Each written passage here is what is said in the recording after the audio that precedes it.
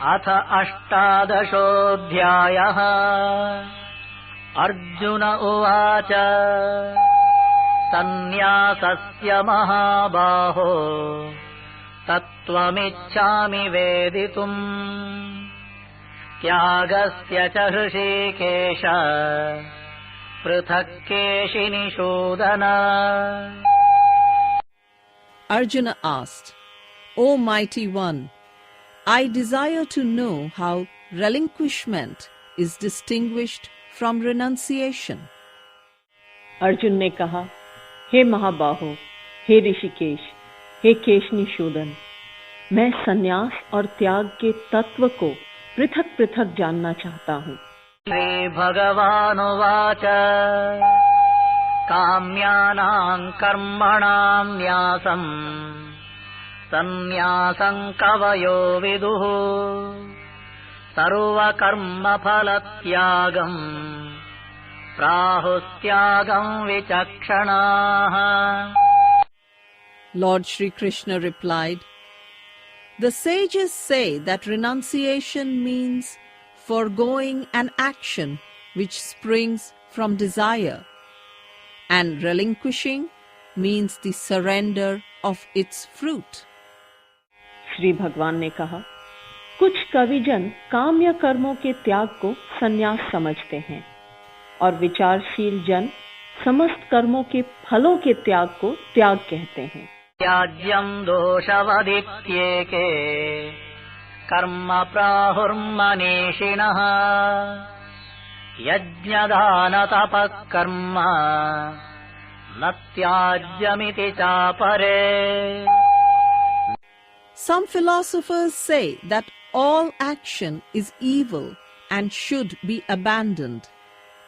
Others, that acts of sacrifice, benevolence, and austerity should not be given up. कुछ मनीषी जन कहते हैं कि समस्त कर्म दोष युक्त होने के कारण त्याज्य हैं, और अन्य जन कहते हैं कि यज्ञ, दान और तप रूप कर्म त्याज्य नहीं है। निश्चयं शृणु मे तत्र त्यागे भरत सत्तमा त्यागो हि पुरुषव्याघ्र त्रिविधः सम्प्रकीर्तितः। O best of Indians, listen to my judgment as regards this problem. It has a threefold aspect. हे भरत सत्तम, उस त्याग के विषय में तुम मेरे निर्णय को सुनो। हे पुरुष श्रेष्ठ, वह त्याग 3 प्रकार का कहा गया है। यदानतपः कर्म न त्याज्यं कार्यमेव तत् यज्ञोदानं तपश्चैव पावनानि मनीषिणाम्।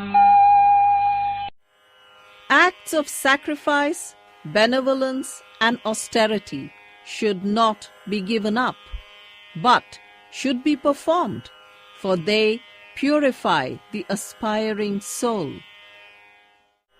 यज्ञ, दान और तप रूप कर्म त्याज्य नहीं है, किंतु वह निस्संदेह कर्तव्य है। यज्ञ, दान और तप ये मनीषियों को पवित्र करने वाले हैं। एतान्यपि तु कर्माणि संगं त्यक्त्वा फलानि च कर्तव्यानीति मे पार्थ निश्चितं मतमुत्तमम्। But they should be done with detachment and without thought of recompense. This is my final judgment. हे पार्थ, इन कर्मों को भी फल और आसक्ति को त्याग कर करना चाहिए। यह मेरा निश्चय किया हुआ उत्तम मत है। नियतस्य तु सन्न्यासः कर्मणो नोपपद्यते मोहात् तस्य परित्यागः तामसः परिकीर्तितः। It is not right to give up actions which are obligatory, and if they are misunderstood, It is the result of sheer ignorance. नियत कर्म का त्याग उचित नहीं है। मोहवश उसका त्याग करना तामस त्याग कहा गया है। दुःखमित्येव यत्कर्म कायक्लेशभयात् त्यजेत् सकृत्वा राजसं त्यागम् नैव त्यागफलं लभेत्। To avoid an action through fear of physical suffering because it is likely to be painful is to act from passion, and the benefit of renunciation will not follow. जो मनुष्य कर्म को दुख समझकर शारीरिक कष्ट के भय से त्याग देता है, वह पुरुष उस राजसिक त्याग को करके भी कदापि त्याग के फल को प्राप्त नहीं होता है। कार्यमित्येव यत्कर्म नियतं क्रियतेऽर्जुन संगं त्यक्त्वा फलं चैव सत्यागः सात्विको मतः। He who performs an obligatory action because he believes it to be a duty which ought to be done, without any personal desire to do the act or to receive any return, such renunciation is pure. हे अर्जुन, कर्म करना कर्तव्य है ऐसा समझकर जो नियत कर्म आसक्ति और फल को त्याग कर किया जाता है, वही सात्विक त्याग माना गया है। द्वेष्ट्य कुशलं कर्म कुशलेनानुषज्यते त्यागी सत्त्वसमाविष्टः मेधावी छिन्न संशयः।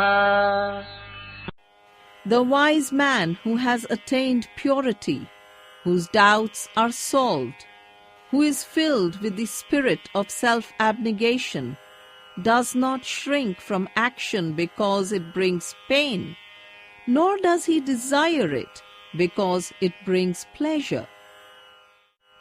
जो पुरुष अकुशल कर्म से द्वेष नहीं करता और कुशल कर्म में आसक्त नहीं होता, वह सत्वगुण से संपन्न पुरुष संशय रहित, मेधावी और त्यागी है। न हि देहभृता शक्यम् त्यक्तुम् कर्माण्यशेषतः यस्तु कर्मफलत्यागी सत्यागीत्यभिधीयते।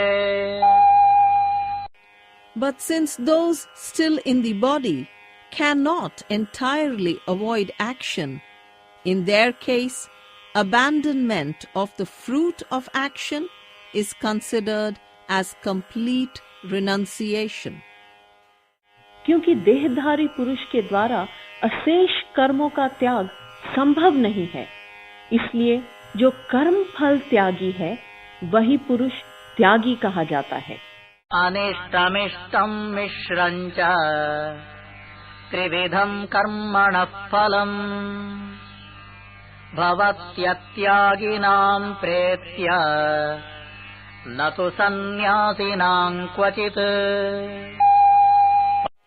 For those who cannot renounce all desire, the fruit of action hereafter is threefold: good, evil, and partly good and partly evil. But for him who has renounced, there is none. कर्मों के शुभ, अशुभ और मिश्र ये त्रिविध फल केवल अत्यागी जनों को मरण के पश्चात ही प्राप्त होते हैं, परंतु सन्यासी पुरुषों को कदापि नहीं। पंचैतानि महाबाहो कारणानि निबोध मे सांख्ये कृतान्ते प्रोक्तानि सिद्धये सर्वकर्मणाम्। I will tell thee now, O mighty man, the 5 causes which, according to the final decision of philosophy, must conquer before an action can be accomplished. हे महाबाहो, समस्त कर्मों की सिद्धि के लिए ये 5 कारण सांख्य सिद्धांत में कहे गए हैं, जिनको तुम मुझसे भली भांति जानो। अधिष्ठानं तथा कर्ता करणं च पृथग्विधम् विविधाश्च पृथक् चेष्टा दैवं चैवत्र पंचमम्। They are a body, a personality, physical organs, their manifold activity, and destiny. अधिष्ठान शरीर, कर्ता, विविध करण इंद्रियादि, विविध और पृथक पृथक चेष्टाएं तथा 5वां हेतु दैव है। शरीरवाङ् मनोभिर्यत् कर्म प्रारभते नरः न्याय्यं वा विपरीतं वा पञ्चैते तस्य हेतवः।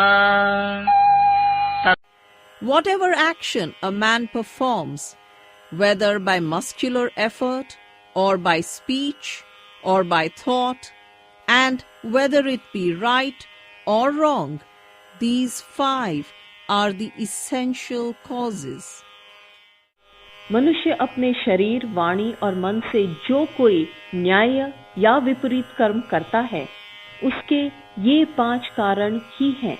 दैवं सति कर्तारम् आत्मानं केवलं तु यः पश्यत्यकृतबुद्धित्वात् न स पश्यति दुर्मतिः।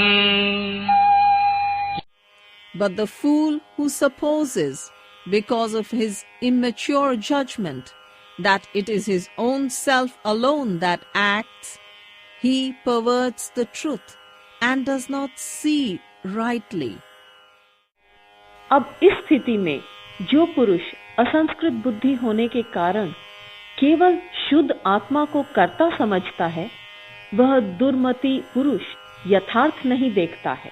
यस्य नाहंकृतो भावः बुद्धिर्यस्य न लिप्यते हत्वापि स इमान् लोकान् न हन्ति न निबध्यते। He who has no pride and whose intellect is unalloyed by attachment, even though he kill these people, yet he does not kill them, and his act does not bind him.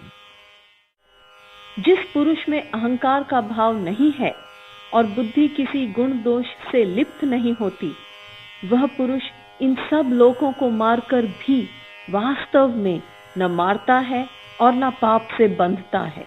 ज्ञानं ज्ञेयं परिज्ञाता त्रिविधा कर्म चोदना करणं कर्म कर्तेति त्रिविधः कर्म संग्रहः।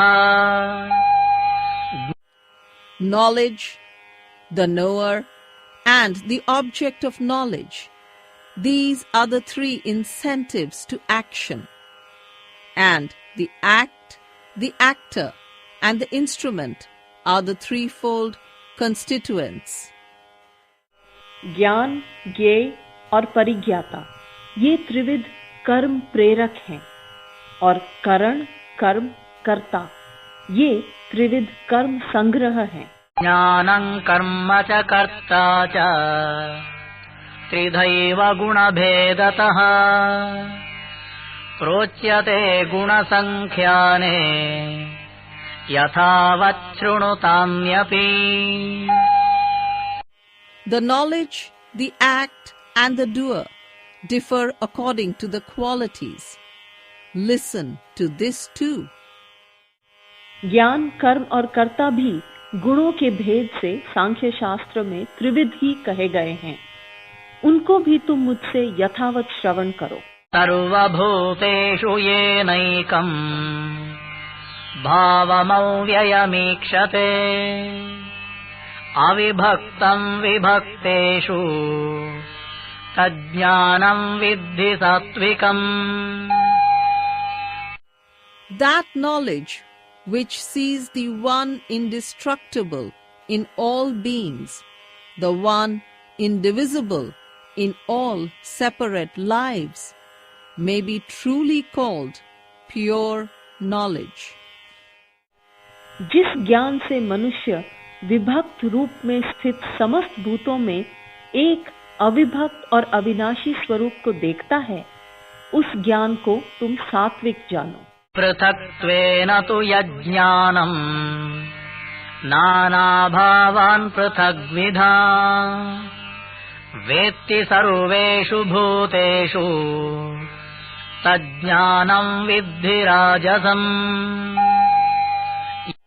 The knowledge which thinks of the manifold existence in all beings as separate, that comes from passion. जिस ज्ञान के द्वारा मनुष्य समस्त भूतों में नाना भावों को पृथक पृथक जानता है, उस ज्ञान को तुम राजस जानो। यत्तु कृत्स्नवदेकस्मिन् कार्ये सक्तमहैतुकम् अतत्त्वार्थवदल्पञ्च तत्तामसमुदाहृतम्। But that which clings blindly to one idea as if it were all, without logic, truth or insight, that has its origin in darkness.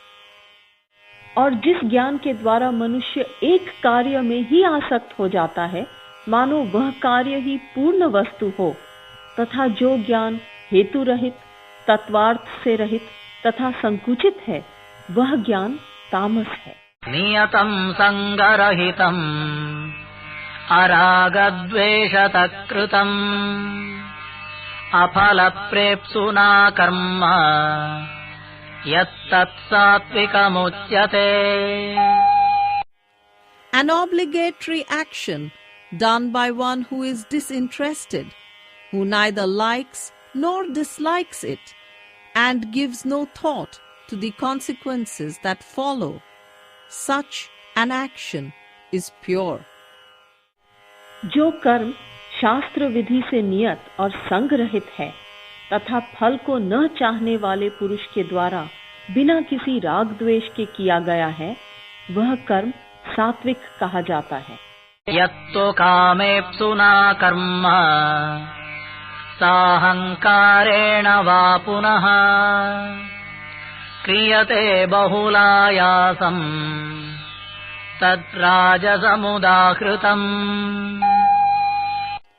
But even though an action involves the most strenuous endeavor, yet if the doer is seeking to gratify his desires and is filled with personal vanity, it may be assumed to originate in passion. और जो कर्म बहुत परिश्रम से युक्त है तथा फल की कामना वाले अहंकार युक्त पुरुष के द्वारा किया जाता है, वह कर्म राजस कहा गया है। अनुबंधं क्षयं हिंसाम् अनवेक्ष्य च पौरुषम् मोहादारभ्यते कर्म यत्तत्तामसमुच्यते। An action undertaken through delusion and with no regard to the spiritual issues involved, or the real capacity of the doer, or to the injury which may follow, such an act may be assumed to be the product of ignorance. जो कर्म परिणाम, हानि, हिंसा और सामर्थ्य का विचार न करके केवल मोहवश आरंभ किया जाता है, वह कर्म तामस कहलाता है। मुक्त संगो नहं वादी धृत्युत्साह समन्वितः सिद्ध्य सिद्ध्यो निर्विकारः कर्ता सात्विक उच्यते। But when a man has no sentiment and no personal vanity, when he possesses courage and confidence, cares not whether he succeeds or fails, then his action arises from purity. जो कर्ता संग रहित, अहमन्यता से रहित, धैर्य और उत्साह से युक्त एवं कार्य की सिद्धि और असिद्धि में निर्विकार रहता है, वह कर्ता सात्विक कहा जाता है। रागे कर्म फल प्रेप्सुः लुब्धो हिंसात्मको शुचिः हर्ष शोकान्वितः कर्ता राजसः परिकीर्तितः।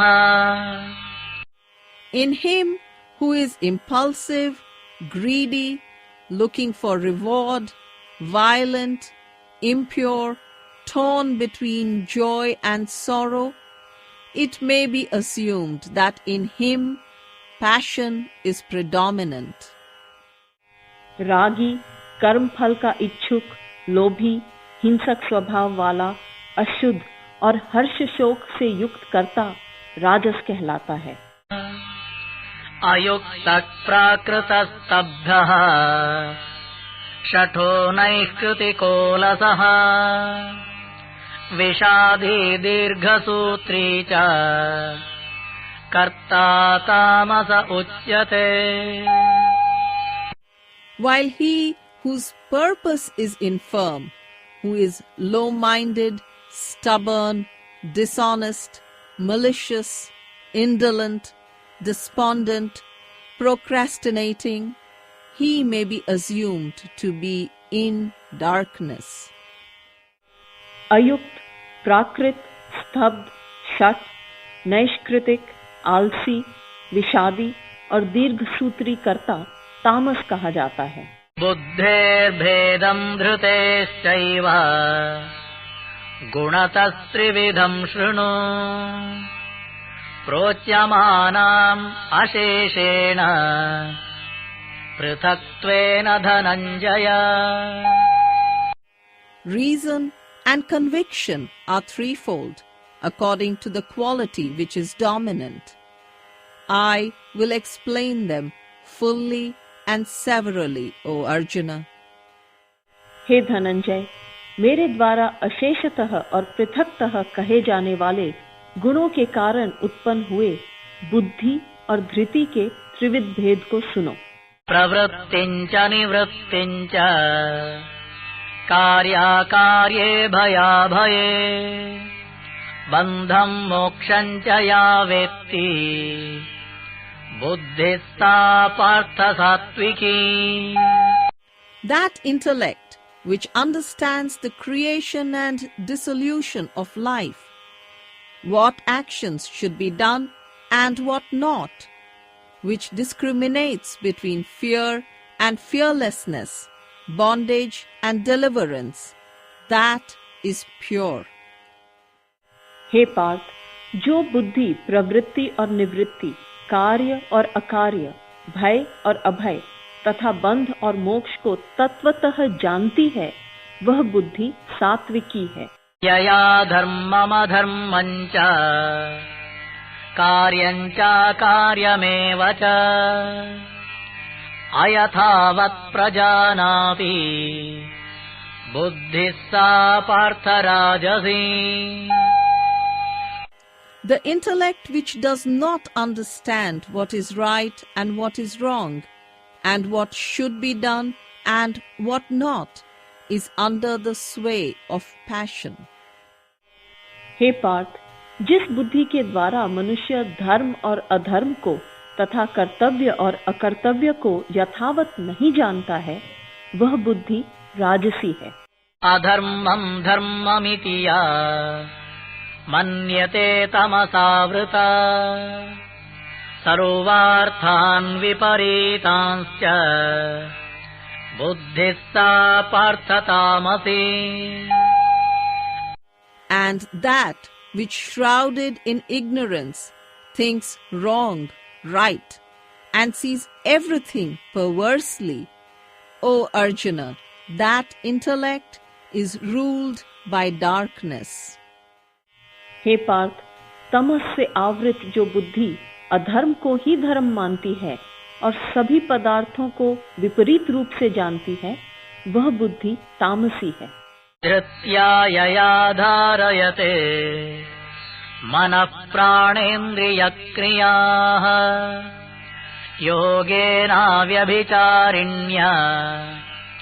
धृतिः सा पार्थ सात्विकी. The conviction and steady concentration by which the mind, the vitality and the senses are controlled, O Arjuna, they are the product of purity. हे पार्थ, योग के द्वारा जिस अव्यभिचारिणी धृति से मनुष्य मन, प्राण और इंद्रियों की क्रियाओं को धारण करता है, वह धृति सात्विकी है. यया तु धर्म कामार्थान् धृत्या धारयते अर्जुन प्रसंगेन फलाकांक्षी धृतिः सा पार्थ राजसी. The conviction which always holds fast to rituals, to self-interest and wealth, for the sake of what they may bring forth, that comes from passion. हे पृथापुत्र अर्जुन, कर्म फल का इच्छुक पुरुष अति आसक्ति से जिस धृति के द्वारा धर्म, अर्थ और काम इन तीन पुरुषार्थों को धारण करता है, वह धृति राजसी. यया स्वप्रं भयं शोकं विषादं मदमेव च न विमुञ्चति दुर्मेधा धृतिः सा पार्थ तामसी. And that which clings perversely to false idealism, fear, grief, despair and vanity is the product of ignorance. हे पार्थ, दुर्बुद्धि पुरुष जिस धारणा के द्वारा स्वप्न, भय, शोक, विषाद और मद को नहीं त्यागता है, वह धृति तामसी है. सुखं त्विदानीं त्रिविधं शृणु मे भरतर्षभ अभ्यासात् रमते यत्र दुःखान्तं च निगच्छति. Hear further the three kinds of pleasure. That which increases day after day delivers one from misery. हे भरत श्रेष्ठ, अब तुम त्रिविध सुख को मुझसे सुनो, जिसमें साधक पुरुष अभ्यास से रमता है और दुखों के अंत को प्राप्त होता है. यत्तदग्रे विषमिव परिणामे मृतोपमम् तत्सुखं सात्विकं प्रोक्तम् आत्मबुद्धिप्रसादजम्. Which at first seems like poison, but afterwards acts like nectar. That pleasure is pure, for it is born of wisdom. जो सुख प्रथम प्रारंभ में विष के समान भासता है, परंतु परिणाम में अमृत के समान है, वह आत्मबुद्धि के प्रसाद से उत्पन्न सुख सात्विक कहा गया है. विषयेन्द्रिय संयोगात् यत्तदग्रे मृतोपमम् परिणामे विषमिव तत्सुखं राजसंस्मृतम्. That which at first is like nectar, because the senses revel in their objects, but in the end acts like poison. That pleasure arises from passion. जो सुख विषयों और इंद्रियों के संयोग से उत्पन्न होता है, वह प्रथम तो अमृत के समान, परंतु परिणाम में विष तुल्य होता है. वह सुख राजस कहा गया है. यदग्रे चानुबन्धे च सुखं मोहनमात्मनः निद्रालस्य प्रमादोत्थं तत्तामसमुदाहृतम्. While the pleasure which from first to last merely drugs the senses, which springs from indolence, lethargy and folly, that pleasure flows from ignorance. जो सुख प्रारंभ में और परिणाम में भी आत्मा को मोहित करने वाला होता है, वह निद्रा, आलस्य और प्रमाद से उत्पन्न सुख तामस कहा जाता है। न तदस्ति पृथिव्यां वा दिविदेवेषु वा पुनः सत्त्वं प्रकृतिजैर्मुक्तम् यदेभिः स्यात्रिभिर्गुणैः। There is nothing anywhere on earth or in the higher worlds which is free from the three qualities, for they are born of nature. पृथ्वी पर अथवा स्वर्ग के देवताओं में ऐसा कोई प्राणी नहीं है जो प्रकृति से उत्पन्न इन तीन गुणों से मुक्त हो। ब्राह्मण क्षत्रिय विषाम् शूद्राणां च परन्तप कर्माणि प्रविभक्तानि स्वभाव प्रभवैर्गुणैः। O Arjuna, the duties of spiritual teachers, the soldiers, the traders, and the servants have all been fixed according to the dominant quality in their nature. हे परंतप, ब्राह्मणों, क्षत्रियों, वैश्यों और शूद्रों के कर्म स्वभाव से उत्पन्न गुणों के अनुसार विभक्त किए गए हैं। शमो दमस्तपः शौचम् क्षान्तिरार्जवमेव च ज्ञानं विज्ञानमास्तिक्यम् ब्रह्म कर्म स्वभावजम्। Serenity, self-restraint, austerity, purity, forgiveness, as well as uprightness, knowledge, wisdom, and faith in God. These constitute the duty of a spiritual teacher. शम, दम, तप, शौच, शांति, आर्जव, ज्ञान, विज्ञान और आस्तिक्य ये ब्राह्मण के स्वाभाविक कर्म हैं। शौर्यं तेजो धृतिर्दाक्ष्यम् युद्धे चाप्यपलायनम् दानमीश्वरभावश्च क्षात्रं कर्म स्वभावजम्। Valor, glory, firmness, skill, generosity, steadiness in battle, and ability to rule. These constitute the duty of a soldier. They flow from his own nature. शौर्य, तेज, धृति, दाक्ष्य, युद्ध से पलायन न करना, दान और ईश्वर भाव, ये सब क्षत्रिय के स्वाभाविक कर्म हैं। गौरक्ष्य वाणिज्यम् वैश्यकर्म स्वभावजम् परिचर्यात्मकं कर्म शूद्रस्यापि स्वभावजम्। Agriculture, protection of the cow, and trade are the duty of a trader, again in accordance with his nature. The duty of a servant is to serve, and that too agrees with his nature. कृषि, गौपालन तथा वाणिज्य ये वैश्य के स्वाभाविक कर्म हैं और शूद्र का स्वाभाविक कर्म है परिचर्या अर्थात सेवा करना। स्वे स्वे कर्मण्यभिरतः संसिद्धिं लभते नरः स्वकर्मनिरतः सिद्धिं यथा विन्दति तच्छृणु। Perfection is attained when each attends diligently to his duty.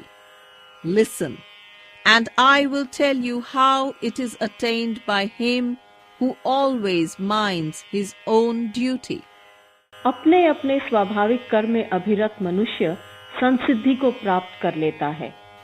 स्वकर्म में रत मनुष्य किस प्रकार सिद्धि प्राप्त करता है उसे तुम सुनो। यतः प्रवृत्तिर्भूतानां येन सर्वमिदं ततम्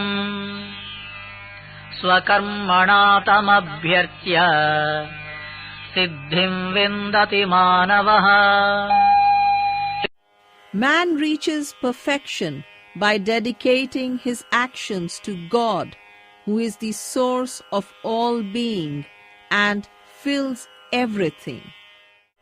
जिस परमात्मा से भूतमात्र की प्रवृत्ति अर्थात उत्पत्ति हुई है और जिससे यह संपूर्ण जगत व्याप्त है, उस परमात्मा की स्वकर्म द्वारा पूजा करके मनुष्य सिद्धि को प्राप्त होता है. श्रेयां स्वधर्मो विगुणः परधर्मात् स्वनुष्ठितात् स्वभावनियतं कर्म कुर्वन्नाप्नोति किल्बिषम्. It is better to do one's own duty, however defective it may be, than to follow the duty of another, however well one may perform it. He who does his duty as his own nature reveals it, never sins. सम्यक अनुष्ठित पर धर्म की अपेक्षा गुण रहित स्वधर्म श्रेष्ठ है, क्योंकि स्वभाव से नियत किए गए कर्म को करते हुए मनुष्य पाप को नहीं प्राप्त करता. सहजं कर्म कौन्तेय सदोषमपि न त्यजेत् सर्वारम्भा हि दोषेण धूमेनाग्निरिवावृताः. The duty that of itself falls to one's lot should not be abandoned, though it may have its defects. All acts are marred by defects, as fire is obscured by smoke. हे कौन्तेय, दोष युक्त होने पर भी सहज कर्म को नहीं त्यागना चाहिए, क्योंकि सभी कर्म दोष से आवृत होते हैं, जैसे धुएं से अग्नि. असक्त बुद्धिः सर्वत्र जितात्मा विगत स्पृहः नैष्कर्म्य सिद्धिं परमां संन्यासेनाधिगच्छति. He whose mind is entirely detached, who has conquered himself, whose desires have vanished, by his renunciation reaches that stage of perfect freedom where action completes itself and leaves no seed. सर्वत्र आसक्ति रहित बुद्धि वाला वह पुरुष जो स्पृहा रहित तथा जितात्मा है, संन्यास के द्वारा परम नैष्कर्म्य सिद्धि को प्राप्त होता है. सिद्धिं प्राप्तो यथा ब्रह्मा तथाप्नोति निबोध मे समासेनैव कौन्तेय निष्ठा ज्ञानस्य या परा. I will now state briefly how he who has reached perfection finds the eternal spirit, the state of supreme wisdom. सिद्धि को प्राप्त पुरुष किस प्रकार ब्रह्म को प्राप्त होता है तथा ज्ञान की परानिष्ठा को भी तुम मुझसे संक्षेप में जानो. बुद्ध्या विशुद्धया युक्तः धृत्यात्मानं नियम्य च शब्दादीन् विषयान् त्यक्त्वा रागद्वेषौ व्युदस्य च.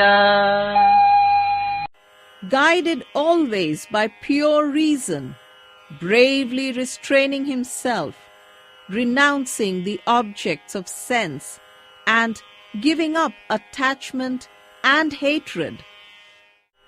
विशुद्ध बुद्धि से युक्त, धृति से आत्म संयम कर, शब्द आदि विषयों को त्याग कर और राग द्वेष का परित्याग कर, विविक्त सेवे लघ्वाशी यतवाक्काय मानसः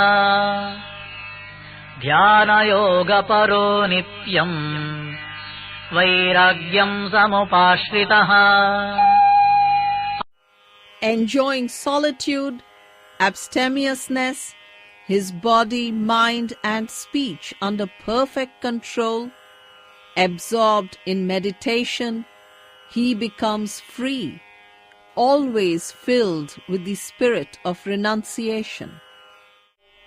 विविक्त सेवा लघ्वाशी, जिसने अपने शरीर, वाणी और मन को संयत किया है, ध्यान योग के अभ्यास में सदैव तत्पर तथा वैराग्य पर समाश्रित, अहंकारं बलं दर्पं कामं क्रोधं परिग्रहं विमुच्य निर्ममः शान्तः ब्रह्मभूयाय कल्पते. Having abandoned selfishness, power, arrogance, anger, and desire, possessing nothing of his own, and having attained peace, he is fit to join the eternal spirit. अहंकार, बल, दर्प, काम, क्रोध और परिग्रह को त्याग कर ममत्व भाव से रहित और शांत पुरुष ब्रह्म प्राप्ति के योग्य बन जाता है. ब्रह्मभूत प्रसन्नात्मा न शोचति न काङ्क्षति समः सर्वेषु भूतेषु मद्भक्तिं लभते पराम्. And when he becomes one with the eternal, and his soul knows the bliss that belongs to the self, he feels no desire and no regret. He regards all beings equally and enjoys the blessing of supreme devotion to me. ब्रह्मभूत प्रसन्न मन वाला पुरुष न इच्छा करता है और न शोक. समस्त भूतों के प्रति सम होकर वह मेरी पराभक्ति को प्राप्त करता है. भक्त्या मामभिजानाति यावान् यश्चास्मि तत्त्वतः ततो मां तत्त्वतो ज्ञात्वा विशते तदनन्तरम्. By such devotion he sees me, who I am and what I am, and thus realizing the truth, he enters my kingdom. उस पराभक्ति के द्वारा मुझे वह तत्वतः जानता है कि मैं कितना व्यापक हूँ तथा मैं क्या हूँ. इस प्रकार तत्वतः जानने के पश्चात तत्काल ही वह मुझ में प्रवेश कर जाता है, अर्थात मत स्वरूप बन जाता है. सर्वकर्माण्यपि सदा कुर्वाणो मद्व्यपाश्रयः मत्प्रसादादवाप्नोति शाश्वतं पदमव्ययम्. Relying on me in all his action and doing them for my sake, he attains, by my grace, eternal and unchangeable life. जो पुरुष मदाश्रित होकर सदैव समस्त कर्मों को करता है, वह मेरे प्रसाद से शाश्वत अव्यय पद को प्राप्त कर लेता है. चेतसा सर्वकर्माणि मयि सन्न्यस्य मत्परः बुद्धियोगमुपाश्रित्य मच्चित्तः सततं भव. Surrender then thy actions unto me. Live in me. Concentrate thine intellect on me, and think always of me. मन के समस्त कर्मों का संन्यास मुझ में करके मतपरायण होकर बुद्धि योग का आश्रय लेकर तुम सतत मच्चित बनो. मच्चित्तः सर्वदुर्गाणि मत्प्रसादात् तरिष्यसि अत चेत्त्वमहङ्कारात् न श्रोष्यसि विनङ्क्ष्यसि. Fix but thy mind on me, and by my grace thou shalt overcome the obstacles in thy path. But if misled by pride thou wilt not listen, then indeed thou shalt be lost. मच्चित होकर तुम मेरी कृपा से समस्त कठिनाइयों को पार कर जाओगे, और यदि अहंकारवश इस उपदेश को नहीं सुनोगे तो तुम नष्ट हो जाओगे। यदहंकारमाश्रित्य न योत्स्य इति मन्यसे मिथ्यैष व्यवसायस्ते प्रकृति स्वां नियोक्ष्यति। If thou in thy vanity thinkest of avoiding this fight, thy will not be fulfilled, for nature herself will compel thee. और अहंकारवश तुम जो यह सोच रहे हो मैं युद्ध नहीं करूंगा, यह तुम्हारा निश्चय मिथ्या है, क्योंकि प्रकृति ही तुम्हें बलात् कर्म में प्रवृत्त करेगी। स्वभावजेन कौन्तेय निबद्धस्वेन कर्मणा कर्तुं नेच्छसि यन्मोहाद् करिष्यस्य वशोऽपि तत्। O Arjuna, thy duty binds thee. From thine own nature has it arisen, and that which in thy delusion thou desire not to do, that very thing thou shalt do. Thou art helpless. हे कौन्तेय, तुम अपने स्वाभाविक कर्मों से बंधे हो, अतः मोहवशात जिस कर्म को तुम करना नहीं चाहते हो वही तुम विवश होकर करोगे। ईश्वरः सर्वभूतानां हृद्देशेऽर्जुन तिष्ठति भ्रामयन् सर्वभूतानि यन्त्रारूढानि मायया।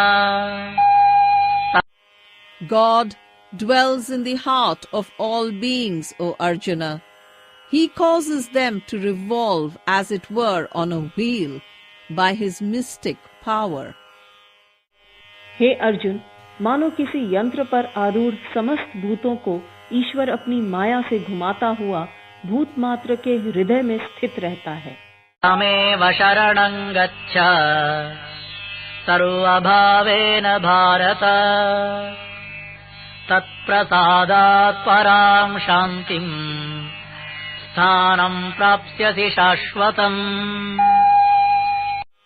With all thy strength fly unto him and surrender thyself, and by his grace shalt thou attain supreme peace and reach the eternal home. हे भारत, तुम संपूर्ण भाव से उसी ईश्वर की शरण में जाओ, उसके प्रसाद से तुम परम शांति और शाश्वत स्थान को प्राप्त करोगे। इति ते ज्ञानमाख्यातम् गुह्यात् गुह्यतरम् मया विमृशैतदशेषेण यथेच्छसि तथा कुरु। Thus have I revealed to thee the truth, the mystery of mysteries. Having thought it over, thou art free to act as thou wilt. इस प्रकार समस्त गोपनीयों से अधिक गुह्य ज्ञान मैंने तुमसे कहा। इस पर पूर्ण विचार करने के पश्चात तुम्हारी जैसी इच्छा हो वैसा तुम करो। सर्वगुह्यतमं भूयः शृणु मे परमं वचः इष्टोऽसि मे दृढमिति ततो वक्ष्यामि ते हितम्। Only listen once more to my last word, the deepest secret of all. Thou art my beloved, thou art my friend, and I speak for thy welfare. पुनः एक बार तुम मुझसे समस्त गुह्यों में गुह्यतम परम वचन को सुनो। तुम मुझे अतिशय प्रिय हो, इसलिए मैं तुम्हें तुम्हारे हित की बात कहूँगा। मन्मना भव मद्भक्तः मद्याजी मां नमस्कुरु मामे वैष्यसि सत्यन्ते प्रतिजाने प्रियोऽसि मे। Dedicate thyself to me. Worship me. Sacrifice all for me. Prostrate thyself before me, and to me thou shalt surely come. Truly do I pledge thee, thou art my own beloved. तुम मच्चित, मद्भक्त और मेरे पूजक बनो और मुझे नमस्कार करो। इस प्रकार तुम मुझे ही प्राप्त होगे। यह मैं तुम्हें सत्य वचन देता हूँ, क्योंकि तुम मेरे प्रिय हो। सर्वधर्मान् परित्यज्य मामेकं शरणं व्रज अहं त्वा सर्वपापेभ्यः मोक्षयिष्यामि मा शुचः। Give up then thy earthly duties. Surrender thyself to me only. Do not be anxious. I will absolve thee from all thy sin. सब धर्मों का परित्याग करके तुम एक मेरे ही शरण में आओ। मैं तुम्हें समस्त पापों से मुक्त कर दूंगा। तुम शोक मत करो। इदं ते न तपस्काय न भक्ताय कदाचन न च शुश्रूषवे वाच्यम् न च मां योऽभ्यसूयति। Speak not this to one who has not practiced austerities, or to him who does not love, or who will not listen, or who mocks. यह ज्ञान ऐसे पुरुष से नहीं कहना चाहिए जो अतपस्क, तप रहित है, और न उसे जो अभक्त है, उसे भी नहीं जो अशुश्रूषु सेवा में अतत्पर है, और उस पुरुष से भी नहीं कहना चाहिए जो मुझ ईश्वर से असूया करता है, अर्थात मुझ में दोष देखता है। य इमं परमं गुह्यं मद्भक्तेष्वभिधास्यति भक्तिं मयि परां कृत्वा मामेवैषत्य संशयः। But he who teaches this great secret to my devotees, his is the highest devotion, and verily he shall come unto me. जो पुरुष मुझसे परम प्रेम करके इस परम गुह्य ज्ञान का उपदेश मेरे भक्तों को देता है, वह निस्संदेह मुझे ही प्राप्त होता है। न च तस्मान् मनुष्येषु कस्मिन्मे प्रियकृत्तमः भविता न च मे तस्माद् अन्यः प्रियतरो भुवि। Nor is there among men any who can perform a service dearer to me than this, or any man on earth more beloved by me than he. न तो उससे बढ़कर मेरा अतिशय प्रिय कार्य करने वाला मनुष्य में कोई है, और न उससे बढ़कर मेरा प्रिय इस पृथ्वी पर दूसरा कोई होगा। अद्यष्यते च य इमं धर्म्यं संवादमावयोः ज्ञानयज्ञेन तेनाहम् इष्टस्यामिति मे मतिः। He who will study this spiritual discourse of ours, I assure thee, he shall thereby worship me at the altar of wisdom. जो पुरुष हम दोनों के इस धर्ममय संवाद का पठन करेगा, उसके द्वारा मैं ज्ञान यज्ञ से पूजित होऊंगा, ऐसा मेरा मत है। श्रद्धावाननसूयश्च शृणुयादपि यो नरः सोऽपि मुक्तः शुभान् लोकान् प्राप्नुयात् पुण्यकर्मणाम्। Yea, he who listens to it with faith and without doubt, even he, freed from evil, shall rise to the worlds which the virtuous attain through righteous deeds. तथा जो श्रद्धावान और अनसूयु दोष दृष्टि रहित पुरुष इसका श्रवण मात्र भी करेगा, वह भी पापों से मुक्त होकर पुण्य कर्मियों के शुभ लोकों को प्राप्त कर लेगा। कच्चिदेदच्छ्रुतं पार्थ त्वयैकाग्रेण चेतसा कच्चिदज्ञानसम्मोहः प्रनष्टस्ते Dhananjaya. O Arjuna, hast thou listened attentively to my words? Has thy ignorance and thy delusion gone? हे पार्थ, क्या इसे मेरे उपदेश को तुमने एकाग्रचित होकर श्रवण किया? और हे धनंजय, क्या तुम्हारा अज्ञान जनित सम्मोह पूर्णतया नष्ट हुआ? अर्जुन उवाच नष्टो मोहस्मृतिर्लब्धा त्वत्प्रसादान्मयाच्युत स्थितोऽस्मि गतसन्देहः करिष्ये वचनं तव। Arjuna replied, My Lord, O immutable one, my delusion has fled. By thy grace, O changeless one, the light has dawned. My doubts are gone, and I stand before thee, ready to do thy will. Arjuna ने कहा, हे अच्युत, आपके कृपा प्रसाद से मेरा मोह नष्ट हो गया है और मुझे स्मृति प्राप्त हो गई है। अब मैं संशय रहित हो गया हूँ और मैं आपके वचन का पालन करूंगा।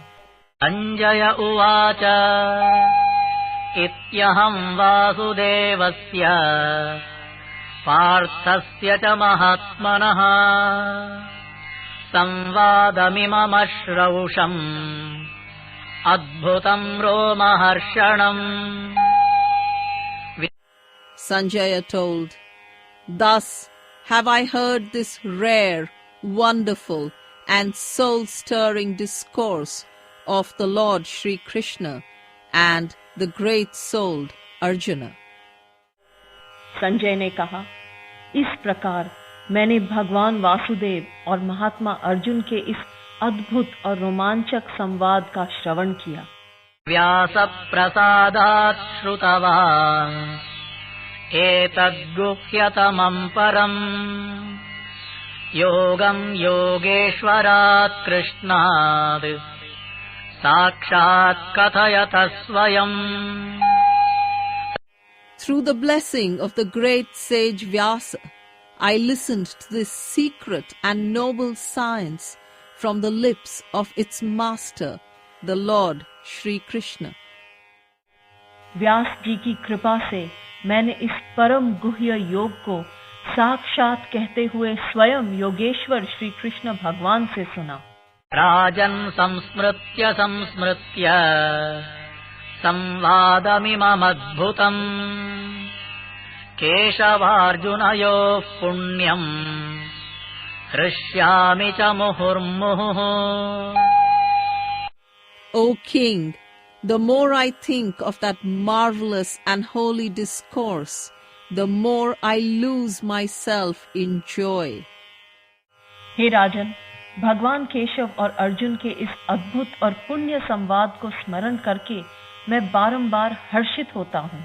सत्य संस्मृत्य संस्मृत्य रूपमत्यद्भुतं हरेः विस्मयो मे महान् राजन् हृष्यामि च पुनः पुनः। As memory recalls again and again the exceeding beauty of the Lord, I am filled with amazement and happiness. हे राजन, श्री हरि के अति अद्भुत रूप को भी पुनः पुनः स्मरण करके मुझे महान विस्मय होता है और मैं बारंबार हर्षित हो रहा हूँ।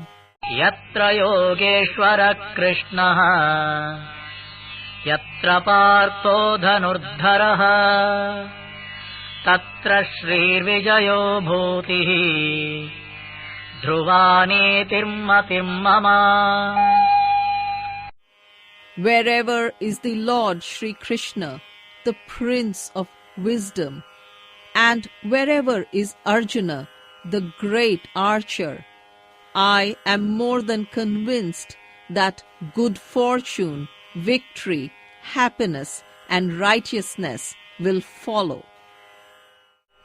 जहाँ योगेश्वर श्री कृष्ण हैं और जहाँ धनुर्धारी अर्जुन है, वहीं पर श्री, विजय, विभूति और ध्रुव नीति है, ऐसा मेरा मत है।